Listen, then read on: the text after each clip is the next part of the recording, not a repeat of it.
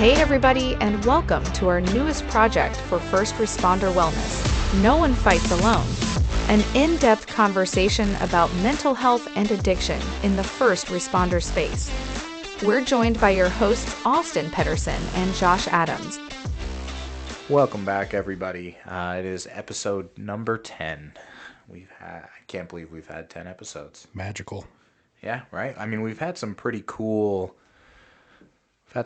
guests on. What was your favorite episode?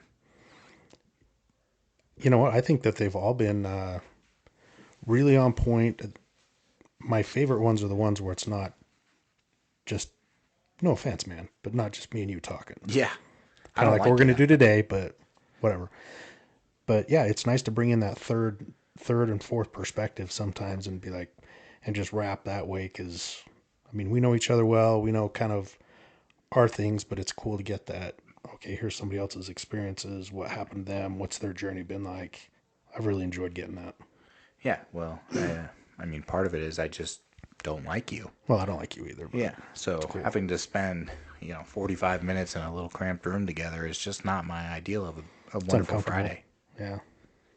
But yeah, no, I agree with you. It's been cool to have the Brad Shepherds and the Nick Turkoviches and Deer Hollow. Mm-hmm. I mean, all of those I thought were really good episodes. I mean, I hate hearing myself talk.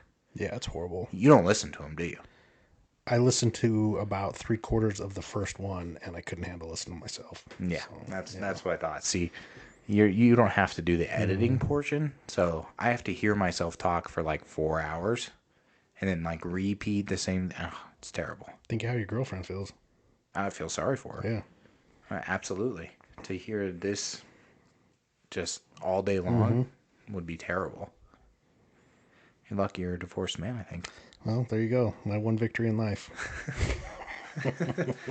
So it has been 3 weeks since we filmed or recorded, I guess. What have you been up to? Not a whole lot. A lot of work, hanging out with my kids, and work's been quite busy the last several weeks. We had our own dispatch department, and we actually ended up merging it with another comparatively sized agency. Staffing issues and stuff like that. Dispatchers and so forth. They have the most technical and I think challenging job in public safety, fire and police, and trying to keep them staffed where it's like, hey, here's your room you're going to sit in. We joke about sitting here for 45 minutes. Yeah. You get dispatchers that spend 12 hours or more, in a room with the same people, phones, radios, everything's going nonstop. And the burnout level is very high. Yeah. And, the compensation and stuff is very challenging. So what we did proactively was like, hey, they're dealing with the same things we are. If we combine forces, we can actually invest more capital in our employees and their development, wages, etc., and have more employees working together. So, and then, excuse me, our agencies share a lot of other assets already. Our SWAT teams combined, our fire departments help each other out quite a bit. We're on some different task forces and so forth. Sorry, I kicked your garbage can. But, so going through that whole process of merging those together, it's been about a year and a half, and it finally went into effect this past week. But the build up to that has been just a lot of bandwidth, but also emotional, where it's like, it feels like I know how they felt. I think I know how they felt, but I know how I felt where, hey, this dispatch department has been answering the phone for emergencies in our community for decades, and now it's gone. And those employees are physically moved to the other facility, which is brand new and beautiful and state of the art. But, being the guy that pulled that trigger felt a little heavy. And the disappointment that I know that a lot of people felt like, where it's like, hey, we're glad this is happening, but we're not happy about it. We know it's for the best, we're just not happy. And I mean that, and then we had a nice little shootout last week. Yeah, I heard about And that. Someone barricaded themselves yeah, in. I mean, one of those things where, what the hell? It's 3 a.m. Let's get in a fight with family, and when the cops show up, let's start shooting at them. So Shit. yeah, it took. I think it was about 6 hours it took us to resolve it with SWAT and everything like that. But it turned out well. I had, let's see, 4 of my officers in total were involved in, shots fired and so forth. So they're on leave right now, and I feel it's been rough because some of them, I mean, it's for 2 of them, it's their second shooting in less than a year. So, um, thinking about them and making sure they're okay, the integrity of the case, all that kind of stuff. It's been a nice busy couple weeks. So for that, do you like get woken out of a dead sleep to Yeah, come figure this out right now? yeah. Sorry, I had to sit up straight. My back was hurting. Yeah. So I think I can't remember exactly what time it like the whole situation jumped off, but they tried dealing with the guy before anybody started shooting for quite a while, and then I get that page, admin page, shots fired and everything like that. So it's drag my ass out of bed and go deal with it, as well as the other administration and bringing out SWAT team and everything like that, and trying to get it handled the best we can. And and then the sun comes up and the neighborhood wakes up and everybody's kind of like, the hell's going on out here, and trying to get kids to school and everything like that. And it's like, here we are with your street blocked off and everything like that. And it's necessary. I just sometimes you wish, man, I wish we could just try and take care of these things really fast, be cleaned up, and be out of here so it's not disruptive to the neighborhood. Yeah. Well, I mean, I live in the town that you work in, and I, like, generally speaking, it was the talk of the neighborhood for the day, but I feel like it was a pretty positive response from the community on what you guys did. Or were you seeing some backlash? No, actually, community wise, nothing. I mean, our officers did an exceptional job with safety practices, and I mean, in a nutshell, we ended up there were 3 different volleys. So he came out, he stuck a gun out the door, essentially started shooting at our officers, surprise, and then they continued, and then they exchanged gunfire, and then a few minutes later, after they've been negotiating with him, trying to talk him into surrendering, he does it again.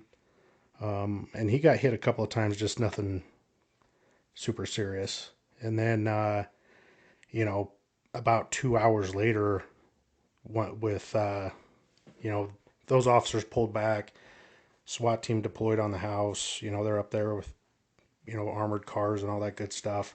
He comes out and does it. He does it again with them. So we had, 3 different exchanges of gunfire with this guy's basically his, just a arm and so forth.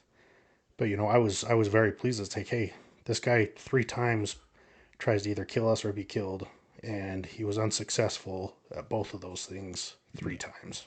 That's, So, I mean, I feel like that means you guys handled it correctly.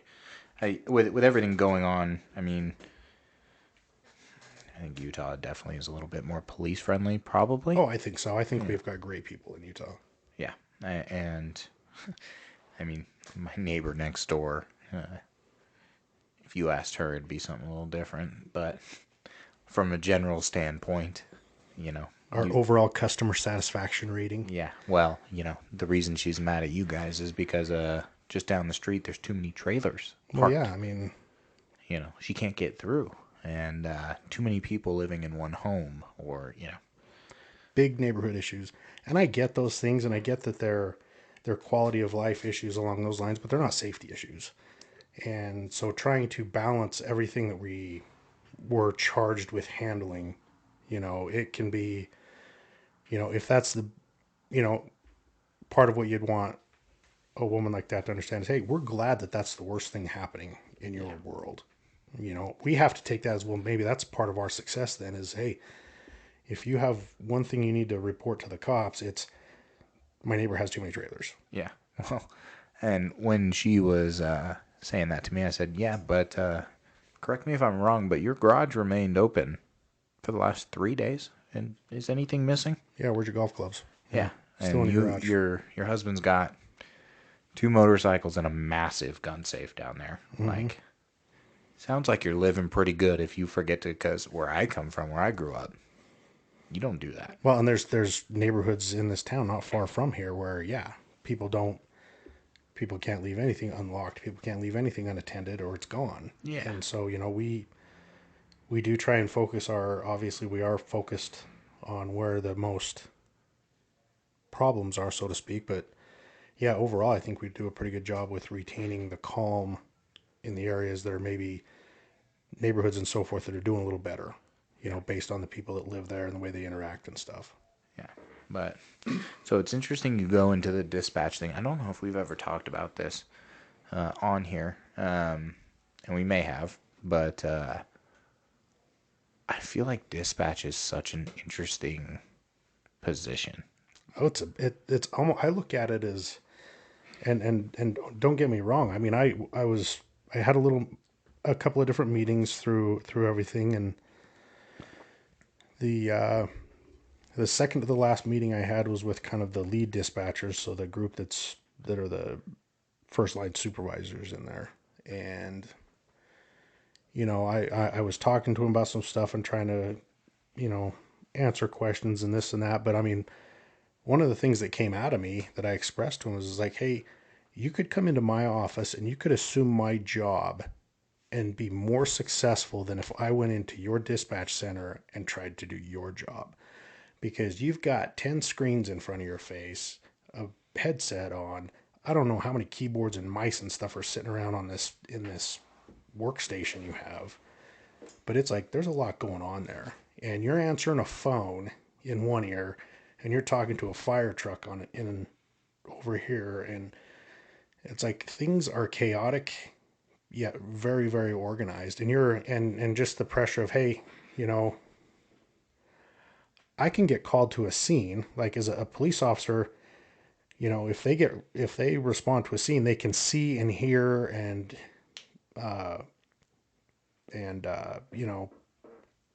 figure out what's going on, ask questions, separate people, whatever, try and bring the chaos and calm level down. Call comes into that 911 center and it's like, it's, we need you. And so from that point forward, it's like, where are you? What's going on? What are the potential threats to my officers, to our firefighters, to the general public? What is going on? And so it's this Q&A and trying to keep that person focused to answer questions where they're probably calling about something that they needed help with 5 minutes ago, not now. Now it's critical where they could have used the help best 5 minutes ago.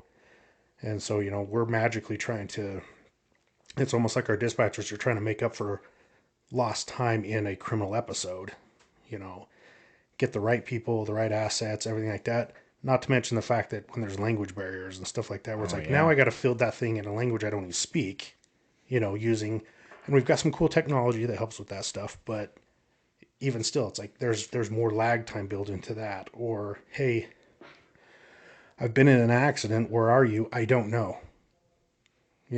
And where, like most places, it's like, okay, well, we're the, more metropolitan police department, but we've got outlying areas it's the sheriff's department responsibility.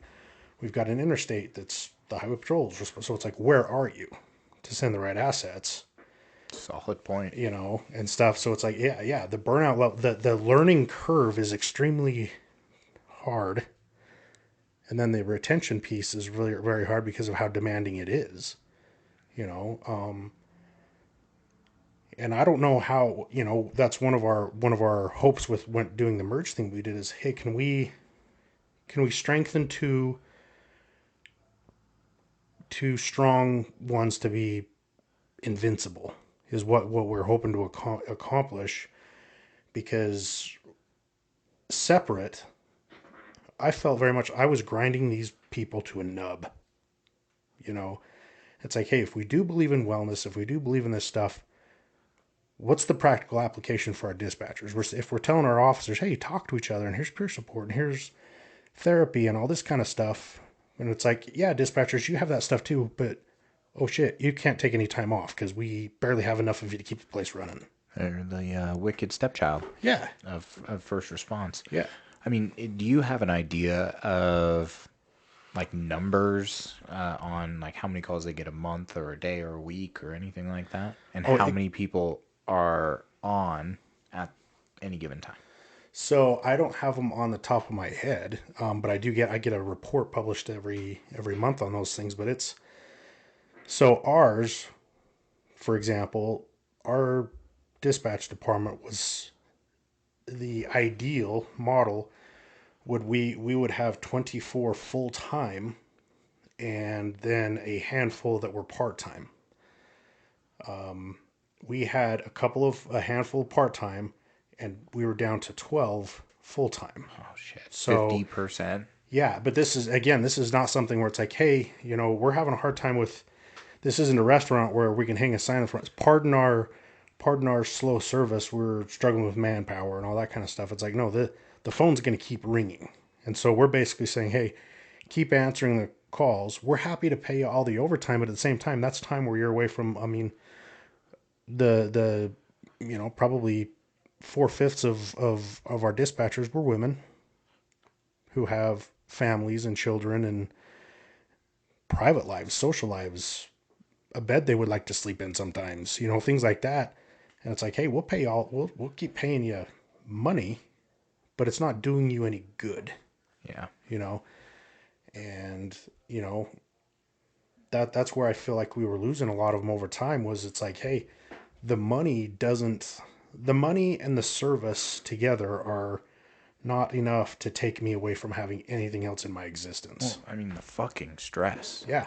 I mean that's the one thing we've treated quite a few over the years, and I mean the constant feedback, which I never thought of until I started working with first responders, was the lack of the what happened, right? Like Yeah. what happened on that There's no call. closure in a dispatch Yeah, center. closure. It's like Thank you. That's the I word. dispatched the assets, Yeah.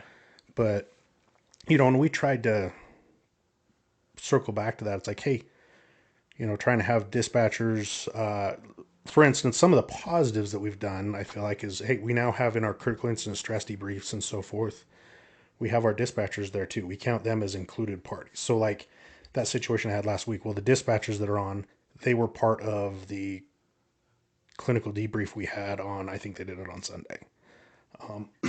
So, versus basically being indifferent to how do they feel about it and where's their level of closure. Because one of the biggest problems we have, even with our own, with people out on the street, where do they get closure? I struggled. A lot of my issues had to do with, all of these situations and never finding closure. Yeah.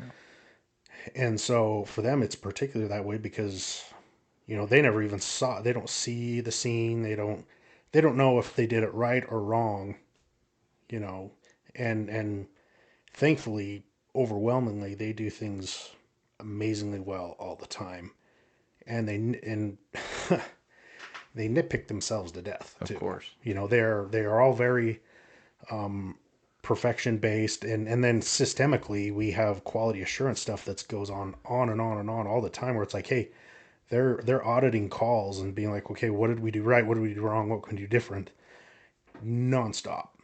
And it's like everybody loves a little bit of feedback, but they feedback the hell out of each other out of necessity because there's so much learning and trying to take their intuitive abilities and make them actual working skills. Yeah, well, I mean, it's a different type of stress. Think about, like people's lives are on the line, 100% there.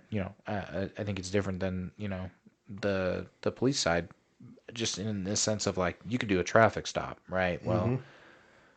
the majority of the time they're getting the call when someone is dying. Mm-hmm. There's been an accident, or there's some type of thing going on that people are freaking out about, right? And Yeah. so like just the amount of stress that they are under and hearing that all day long. I mean, like secondary trauma is so serious Oh yeah. in that position. Like I don't know how these people stay sane. Yeah. Yeah. You know, and so it's all audio, Yeah. and so they're, sometimes, and I'm not a psychologist or anything, but I feel like one of the saving graces that sometimes is beneficial to police officers or firefighters is sometimes what they're being sent to isn't as bad as what they thought they were going to. But for a dispatcher, it's always that bad. And it can be, you have some 75-year-old woman calling 911 hysterical because her 75-year-old husband just fell down and she thinks he's dead. Yeah. And he fell off the toilet and he needs help getting up. Okay. But it was this hysteric thing. So they answer, they're answering this 911 broken arrow call when in reality you get there and it's like, he fell down. Big deal. So we're fine. But they had to sort through everything, the end of this woman's world, which in reality was nothing. And to go back to something you mentioned, it's, hey, we're making a traffic stop. Well, at the end of the day, yeah, they're answering those phone calls, but they're also making that traffic stop with us because we're on our radio. Hey, we're traffic stop, XYZ location. Here's the license plate, everything like that. And so they're trying to get all that stuff into the computer, why they may be on a phone call and stuff like that. We don't know what they're doing. And so they're split 2 or 3 ways often, doing that job. And then and guilty of it too. It's like, then you'd look on your computer screen when you get sitting in your car and it's like, that's not where I'm at. Yeah. They missed the address by a digit.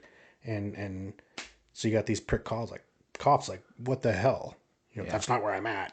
And it's Yeah. like, well, they were actually on the phone with somebody else at the same time. So I guess this is something that like obviously being on the other end and being on the operational side, you see how they work and how they function each and every day in that role. Do you think that the 104 officers that you have right now have the same respect for dispatchers that you do? No.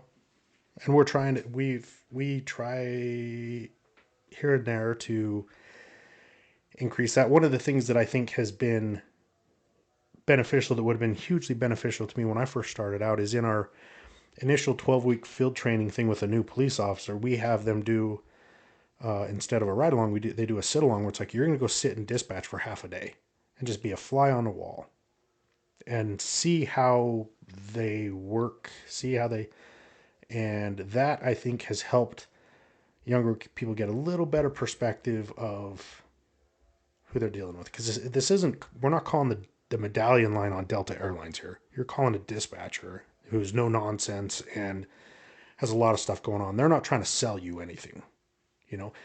Probably they wish you wouldn't call at the end of the day because they get paid the same either way, but they have nothing to sell and nothing to offer other than trying to deploy the correct assets to whatever the situation is. Yeah. So like say 20 years ago, do you feel like you had that same feeling towards them? Oh no, I thought they were all obnoxious. Okay. Yeah, and they thought I was too because I was. Yeah. Yeah. I mean, that's fair. I mean, how are you supposed to know unless you're really like, I mean, for me, it's like when I go in and I look at someone who's teching, sometimes I'm like, God damn it, do your fucking job. Yeah. And then you go and you sit in for a day and you're like, oh yeah, because I have done that role before. And I know how difficult it can be. And then I'm like, come on, have some compassion. Like, this is a tough job. Oh, absolutely. Where it's like starting out, it's like, hey, you look at things on a tier, and it's like, well, they're under. I've got a badge and a gun, and I'm out on the street. Therefore, I'm more important, and so you work for me. Kind of an idea, mentality versus that same thing where, that you experience, where it's like, holy shit, I don't know how to do this.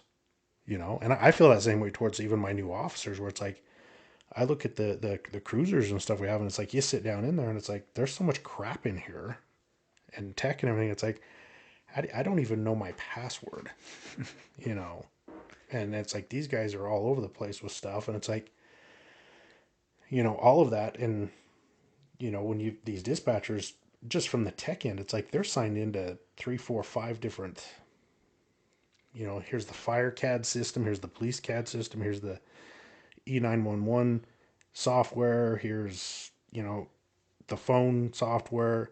I mean, this isn't a phone. This isn't some handset that you pick up and say, "Hey, this is what do you want?" I mean, it's, you know, they're wearing a headset and both of their hands are moving the whole time. Yeah, and this is for my own knowledge, but I gotta know, like, what's the timeline for someone training to do dispatch?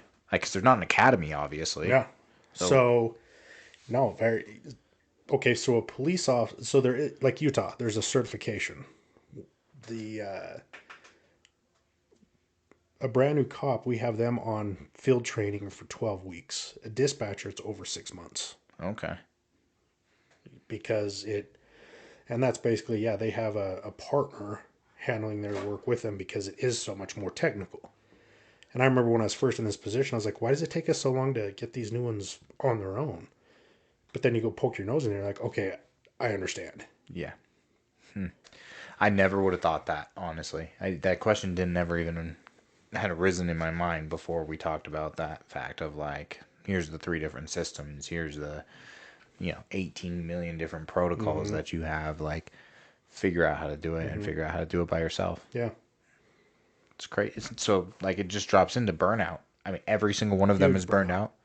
Oh, yeah. And that's the thing. That's one of the reasons we did what we did is because even the ones that, you know, so many of them were burned out, but they wouldn't quit. They wouldn't give up. They were so professional and so dedicated to what they were doing. I really, really felt like they were losing their any sense of wellness because of what their job was. And I know that we focus all the time on police and fire and stuff, and right, and it's good and well that we do. But yeah, the dispatchers themselves have an incredibly difficult job, and it never stops. Yeah, well, I mean, it's cool in this day and age to see someone take pride in their shit, though. Oh yeah, I mean that's the thing is you can't find if you can find for me a group of employees that where it's like, hey, I was scheduled to go out of town this weekend, and one of my coworkers just went into labor. I just threw my vacation away because I need to cover for her, you know, versus I'm not doing that, Yeah. you know, and being able to call one another and be like, hey, my kid has a thing I'm going to try and squeeze in. Can you come in for a couple of hours and cover me so I can go to my kid's baseball game? You know, so it's like rush away from work and the hectic chaos there, enjoy your kid's baseball game best you can, and then get right back to it. Meanwhile, somebody else just made a trip in to enable you to do that. I mean, they were very, very, very dedicated to one another, not just our community, not just our police and fire departments. They're all in. Yeah, and it's not. It has to be done in the office. Yes. There's no remote work. No, no, no. I'm guessing. No, we dabbled a little bit with certain elements of that during COVID, and it's impossible.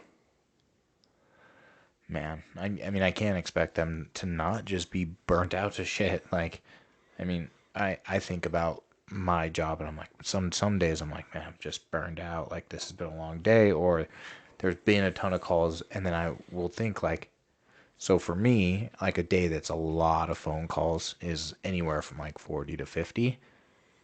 Just could be a minute, could be 10 minutes or whatever. And I'm guessing there are days that they're 3, 4, 5 times that number for Oh, dispatch. absolutely. I think they float probably around 600 to 800 phone calls a day. Holy shit. So It's putting my stuff into yeah, perspective. and that's that, and so you would have a group of 4 or 5 Yeah. that are fielding those calls, but they're also trying to make some kind of a disposition on that call too. You know, it's not like sorry we can't help you, or anything. It's okay. How do we resolve this? Yeah. Because, like, when I get up into, like, the 70s, which is maybe in 4 years happened, like, 10 times or something like that, I, like, can't do anything. Yeah. I get home and I'm just, like, I put my phone down and I stare at a wall. And to know that that's a daily occurrence and the amount of stress comparatively that they are doing, They got a fucking tough job. Well, and I can tell you, to add to that is, okay, here's all of these phone calls coming in, but some of those phone calls, a handful of those phone calls probably every day, are people that like to, and a lot of them, may have some sort of a disability or special need. They like to call in every day and check in and check in. Jeez. And so many of our dispatchers have first name basis relationships with people that that get a sense of validation from calling the police every day and seeing what's going on and how are y'all doing in there. And, and some of them, it's that they want to call about, hey, there's a guy breaking into my neighbor's house. Well, it's a guy delivering a pizza, Yeah. but, and so knowing, hey, this is who this person is, and this is kind of what their triggers are and things like that, to where, yeah, they do a certain level of social work just with, certain people that live within our community that they've kind of established a telephonic relationship with. I mean, I have a very good feeling that that might be the neighbor next door as one of those people. Yeah. Because that would not shock me. Yeah, like just the other week, she was bitching about something, and I'm like, well, I mean, the chief of police of this city will be here like tomorrow to do some stuff. If you want to chat with him, Mm-hmm. knowing full well Yeah. that that was never gonna cross her mind. But I'm sure she called the city on me for having 2 cars parked in front of my house, Oh yeah. Right. Mm-hmm. and then they told her they did a drive-by, and Yeah. I don't think they Mm-hmm. ever, like that's the kind of stuff that are just Mm-hmm. like. The dispatcher knows, like, okay, we'll send someone, and then they just drop it. Yeah. Yeah. Oh man. I'm just I never knew this much about it, and I guess people like they are the most humble group, one of the most humble groups of first responders, though. Yeah. They're very humble. They're extremely grounded. Yeah. I think one thing that people could do, because, we only call and don't do it via 911. Whatever the non-emergency phone number is to your local police department, sometime just for the hell of it, just call in and be like, hey, there is nothing going on right now. I hope this is the best call of your day. Thank you. Yeah. You know, and we get people that'll, drop off some treats and stuff like that, and I think those things are appreciated too. But I think a phone call, just from, hey, how are you guys doing today? Thank you for what you're doing. You know, hopefully I never have to call you on a 911 line, but hey, thanks for being there tonight. On a Christmas, on a Thanksgiving, hey, they're gonna miss those holidays. They're sitting there, and even the cops and stuff, they might be able to sneak off for a hello to the family and stuff like that. But no, they're locked in there for 12-hour day. Yeah. For the mission. Yeah. For the mission. Yep. Which is just to take care of the public. Mm-hmm. And those are like the upticks in the fires and the upticks in the heart attacks and Yeah. all that, like around the holidays especially. Yeah. Like, we did a ride along in Fort Collins a couple weeks ago, and it was shocking the amount of like just straight medical calls there was compared to, because we were listening to it and just dispatching everything, and like, I mean, there was a chick who swallowed a pencil on purpose. There was like 6 medical calls of just like somebody skinned their elbow. Yeah. Send EMS. Like, that's the stuff they're listening to every single day. Mm-hmm. Well, and think about it that way too. It's like a call like that where somebody just swallowed a pencil. It's like me. I'm like, what the hell were you doing? Yeah. But they're not doing it. They maintain their composure. They're not laughing or anything like that. Okay, well, where are you? And can you breathe? And all this stuff where, in your mind as a human being, you're like, what the hell were you thinking? Yeah, what the fuck? Yeah. Like, come on. Why are you just wasting everyone's time with Exactly. that? Was where my head went. Obviously, the person was mentally ill. Like, that's the reality. Yeah. And I had to take a step back and realize that, like, come on. Austin. Like, you work in the Yeah. mental health field. You should have probably recognized that at the beginning, that's probably what was going on. But yeah, that was what went through my head. I'm like, what the fuck, man? Idiot. Like, Yeah. why are you doing this? Who does You that? just caused, a fire truck to spend an hour of their time helping you, which she was okay and all of those things. And they were, oh my God, they were so professional. Like, all of them, even if they were thinking what I was thinking, which, you know, was that this was ridiculous. Why are we here? They were super on it. They checked everything. They got her to the right place. They did all those things. And so it blew my mind. The professionalism portion of it too, like all the way from dispatch to the fire service, of just like, another one. Here we go. Yep. Exactly. So, no, it's cool stuff to hear kind of everything. I think I want to leave this episode with that. Like, just talk about the dispatch, the appreciation we have for them, how much they truly do matter. I mean, I think they get left behind a lot of the times when we have these conversations.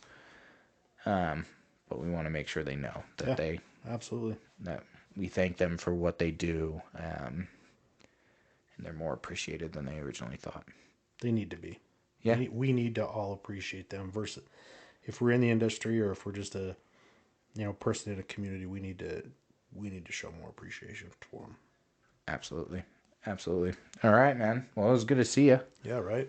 It'll be another 10 days. Hopefully. Yeah, I guess the next episode we got John coming on. You've talked to John on the phone a couple of times. Yeah. Got a cool story. He does. Yeah, St. Paul police officer.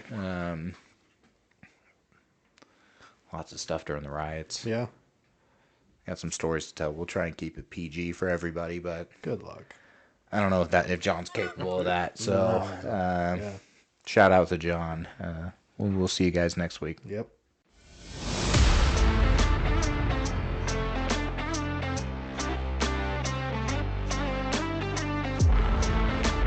Thank you for listening to this segment of No One Fights Alone.